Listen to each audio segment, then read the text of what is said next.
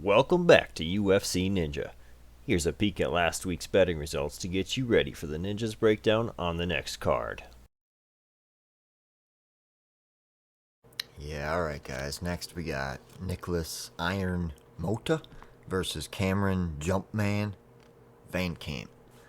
Anyway, we know Mota, what he's up to. He's coming in there with his power hooks, really just doing his barrage attacks. Not doing much else and not known for too much else than that. Got beat in his last match against Jim Miller.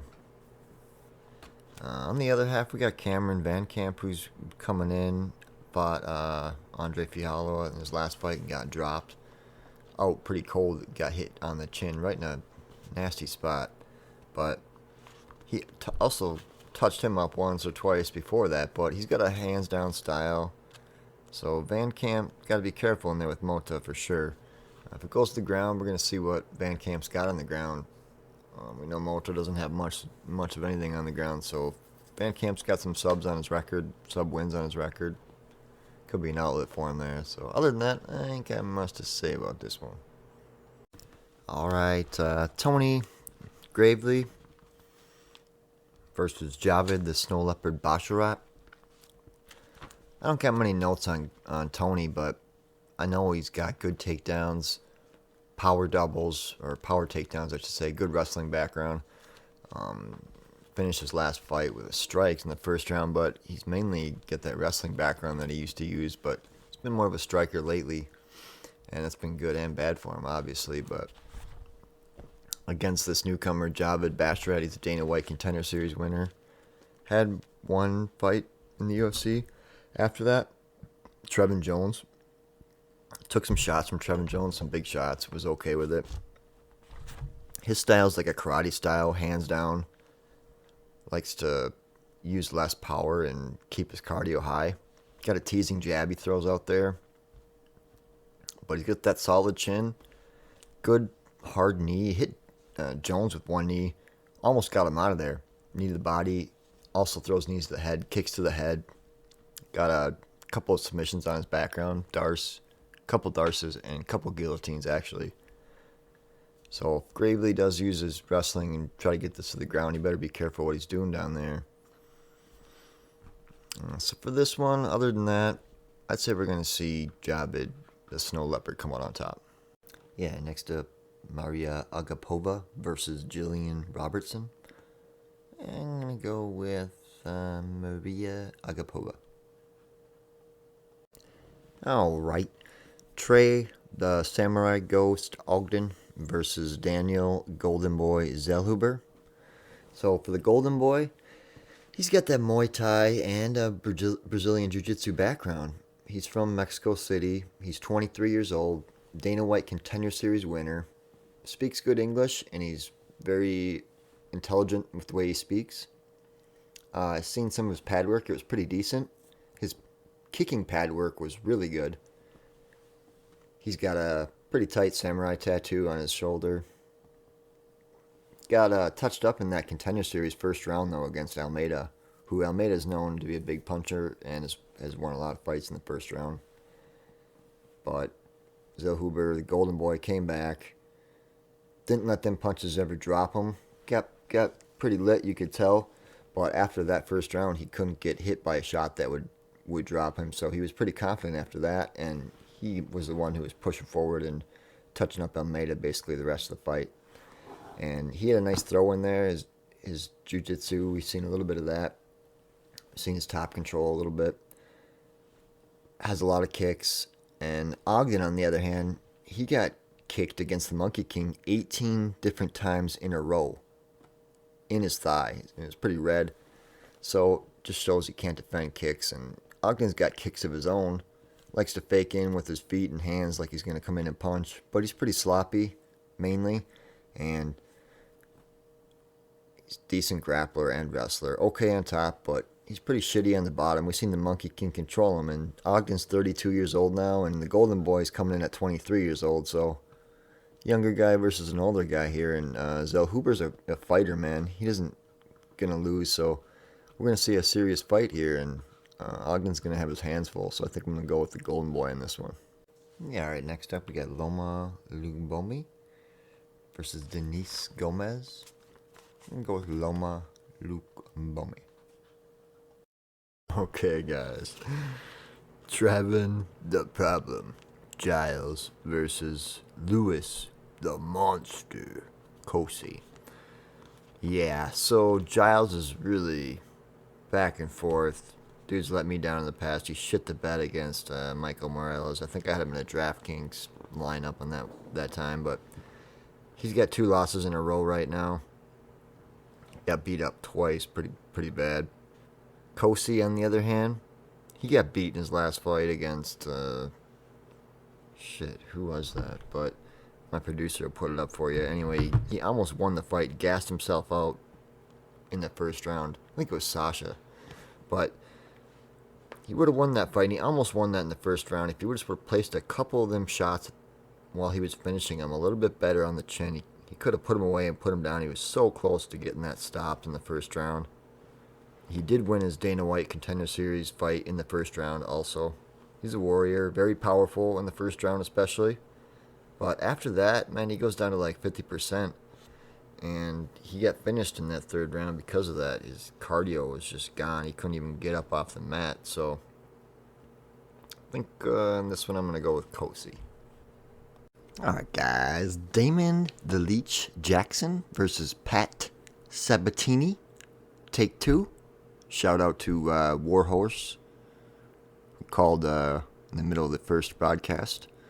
And me and him quickly covered why God or the gods gave us wine and why women are more attractive when we drink liquor. So anyway, we got that out of the way. And we're going to go back to this fight, which is going to be a grappler's delight. The Leech, dude, is super leechy on people. He likes to use grappling and likes to get submissions to win his fights. We've seen him in that one fight where he ended up actually coming through with the win, but he was cut on his forehead, and it was leaking out of his forehead, literally like a faucet, the real thing. And I'm surprised they didn't stop that fight, man. I was really amazed, and he fought through that. He was on his back at that point, so if that has anything to tell you about coming in here against Sabatini, who's been really a strong grappler, really pretty crafty. Dude's like a sergeant. You know, if you had a military, this guy would be like, you want him to be your general. He's totally likes to be perfect, doesn't like to make mistakes, gets stronger with his grappling all the time, and I'm sure he's been working a lot on his striking too as he's been working his way through the UFC here. That's something that could really upgrade his game. So with all that in mind, I'm really going to see that Sabatini's going to come out on top here, but it's going to be a really good scrap and a fucking tits fight for us to watch, and a grappler's delight too, so this will be pretty tight.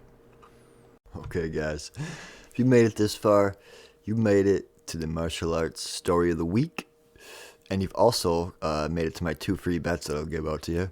The first free bet is the draw of the week, my producer's favorite bet. This one is going to be Andre Fili versus Bill Algeo, and the favorite of the week in real shit is going to be Daniel Zellhuber. That's who I'm most confident in this week, even with a couple other guys that we got out there to choose from. It's just a tough week, if you ask me, even to pick a favorite. You know, it's really hard to say. Usually there's always somebody I really favor. So with that in mind, let's get to the martial arts story of the week. This one is going to go out to a little story about my father and mother, actually. So my mom lived in the city. My father grew up out of town, a few hours. Anyway, they were at her house in the city. Come out to the alleyway to her car, a 69 Camaro with a nice sound system in it. And anyway, this dudes are running out of her car with the radio in their hands. And my old man sees them and running in his boots, chases these fools down the alleyway. Dudes make it to the end of the alleyway before my dad could catch him, but he got him pretty close, and they ended up having to drop the radio. He was so close to him, and they jump in this car, frickin' probably went through the window and took off out of there. Car full of them, so... Anyway, my dad grew up as a state wrestler. champion, wrestled for many years, showed me wrestling growing up, and, burned my head into the carpet many a times. So that was his martial arts background as a wrestler, and, there's some other stories I heard at late at night, bonfires growing up.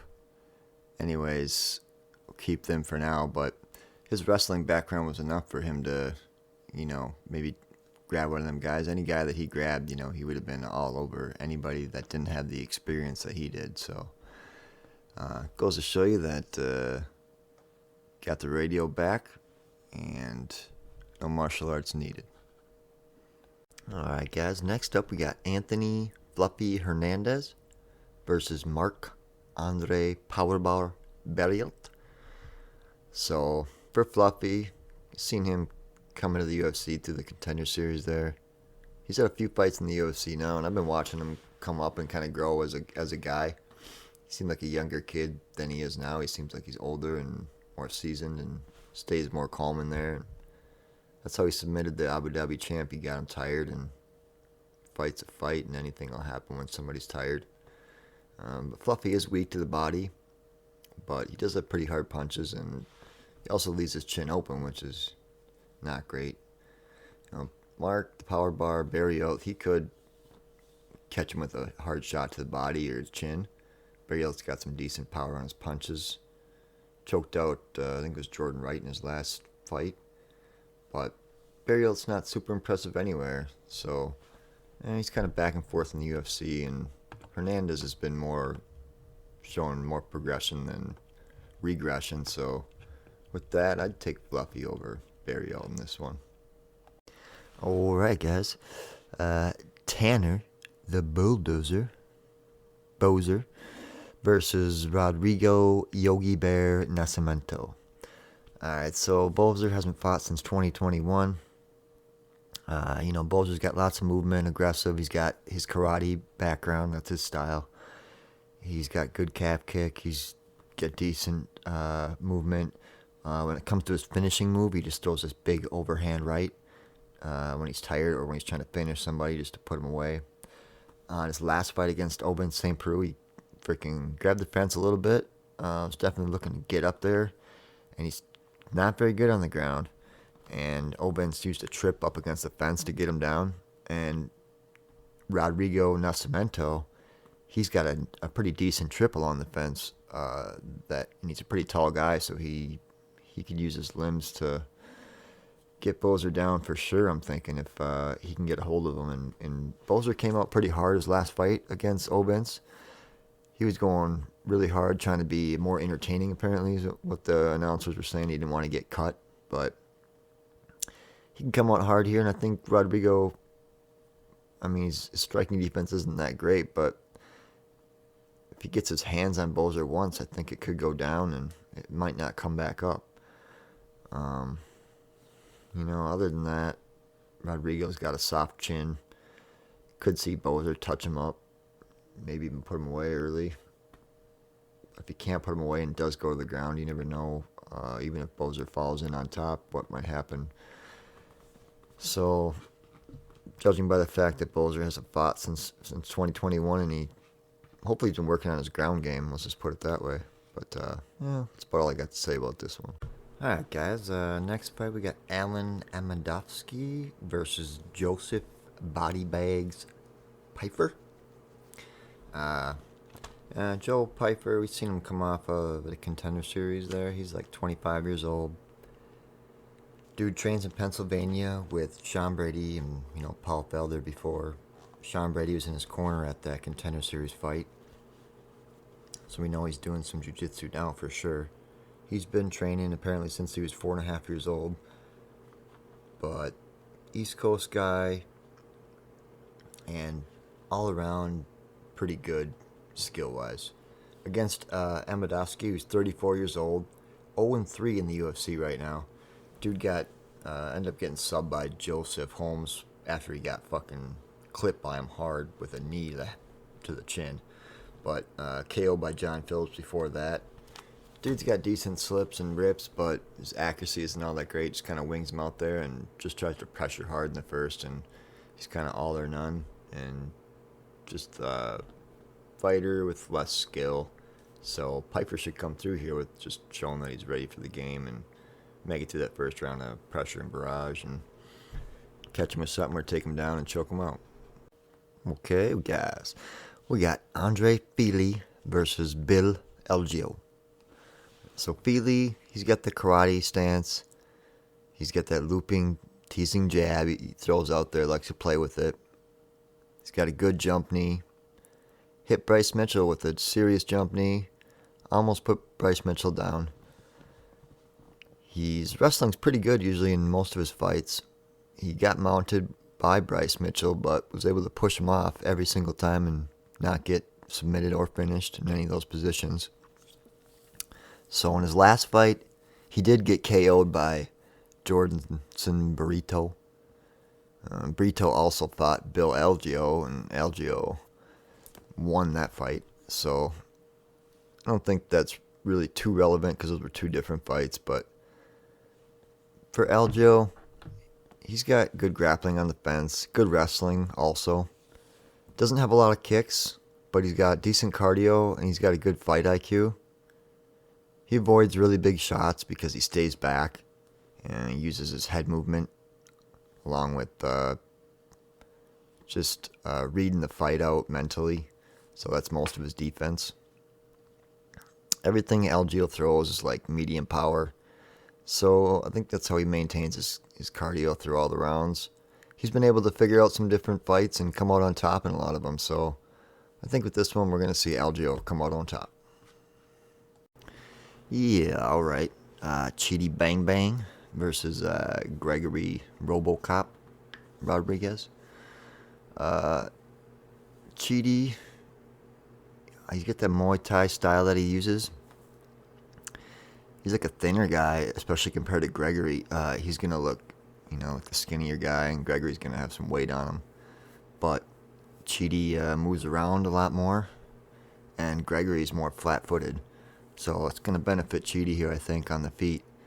And he does have good punches on the feet. He's good.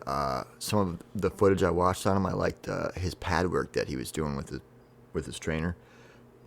That pad work was slick, and if you know what you're looking for with pad work, I got Chidi on top with the striking over Rodriguez, and Rodriguez has got them big bombs, and you got that nice hard straight jab, but I think with those bombs, Chidi's just going to duck under them. Pretty much, they're going to be hitting air, and when it goes to the ground, Chidi's got the BJJ black belt, and we know Rodriguez has got accolades. He's been a champion in his history. Before the UFC, was a BJJ champ. So Gregory's still been working on his striking, but it's definitely decent, and he's got a big high guard. But I think mostly with this one, we're going to see Chidi control most of it. He's got a decent takedown defense, but he doesn't have any submissions and wins, and he has been subbed a few times to a rear naked choke. So Gregory could get that if it went to the ground, and if his jiu-jitsu comes out on top, which likely will. But he hasn't had a sub since 2018, so we're not necessarily going to see Rodriguez go for that. It's going to be a striking battle from what he's been showing lately, and it starts striking anyways no matter what. So I think Chidi's going to hit him with something quick and slick, and maybe be able to put him away, and maybe even get him caught, maybe get a guillotine or something, get his first submission. Never know. That's all I got on that one. Yeah, alright guys, sick. Main event, Corey Sandhagen against Yadong Song. Sandhagen's the Sandman. He's got really fucking good stand-up. He's got sick kicks. He's got really good technique with his kicking, and he's got a sick jab that he just keeps tossing out there and touching up, finding range. Does a lot of hand fighting up front. Doesn't have a ton of elbows, but he does have a couple he'll go to later when he's getting tired, and he can hand fight and then lean that elbow into the face with how long his limbs are. He's really good in the first round, really good for the first minute especially. just doesn't get hit and puts out some offense right away. And he's got like I said, good kicks to the body, and good kicks to the head. We've seen him knock out Marlon Moraes with that spinning heel kick. And he's got good fakes, always touching and moving, then just faking and doing something else. He keeps his eyes on the target when he's doing that, so his shots he makes his shots count. Likes those jump knees. And he's going to be studying Yadong Song and see what kind of knees or head kicks or body kicks are going to be available for him that are going to be able to break down and really slow Yadong Song down and make him more of a frozen fighter. So he's not coming after him with those power hands, and mainly his right hand. So with Song, he does have power hands. Been doing kung fu since he was 9 years old. He's got decent cardio. He's able to recover, keep his cardio going, and keep his power throughout all 3 rounds too. He's got like good in and out footwork right away. Slows down obviously as the fight goes, but he's super quick and hits really hard. KO'd Marlon Moraes as well, so that's kind of funny. But man, he's made of steel. Takes a lot of shots and doesn't seem to affect him. He doesn't let it affect him. He stays focused, and like I said, he keeps that power, so he's always dangerous with a punch. And Sandhagen could get lazy after the first round, even just a little bit, and one of those hard KO punches lands and knocks Sandhagen out. But Sandhagen's got a good chin too. We've seen him get hit by the former champ Peter Yan and put down, and he still recovered after that. And Yan's a fucking animal. So it's going to be interesting to see if Song could land one of those shots. But even if he did within 3 rounds, I think Sandhagen still might have the stamina and ability to recover, get up, and go back to poking him up and maybe landing some good power shots, and maybe get his body red or purple by the end of the fight, and Sandhagen might win that way. Because Yadong has been proven to be super tough, man, and freaking almost made of steel. With how many shots I've seen him take in the tape, it's just, it's incredible. So he's definitely molded from the Wall of China and walked out of it somehow, and now he's a human being. And it's going to be a freaking sweet fight. In the first round, we're going to get to see some excellent action, and I doubt we see Sandhagen try to take him down anytime real early. And if he does, I think Song is strong enough to just get up if he doesn't get caught in some quick leg lock or something.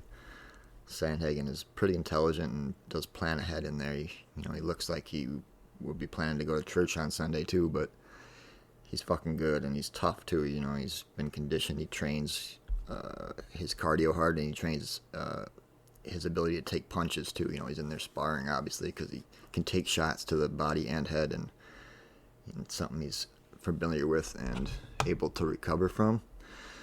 So, short story about this: after Yadong Song fought Marlon Vera, we seen him get the victory, which I'm not sure I agreed with after that fight, but whatever.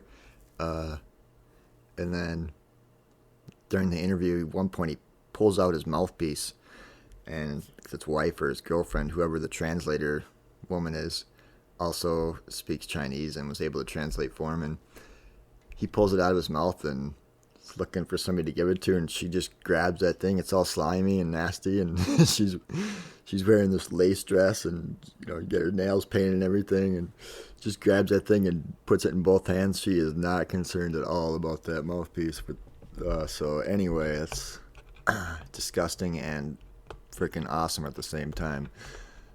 It's a good woman. And anyway, that's all I got for this fight. It's gonna be good. Probably gonna see Corey come out on top. Alright, till next week, guys. Life before death. Strength before weakness.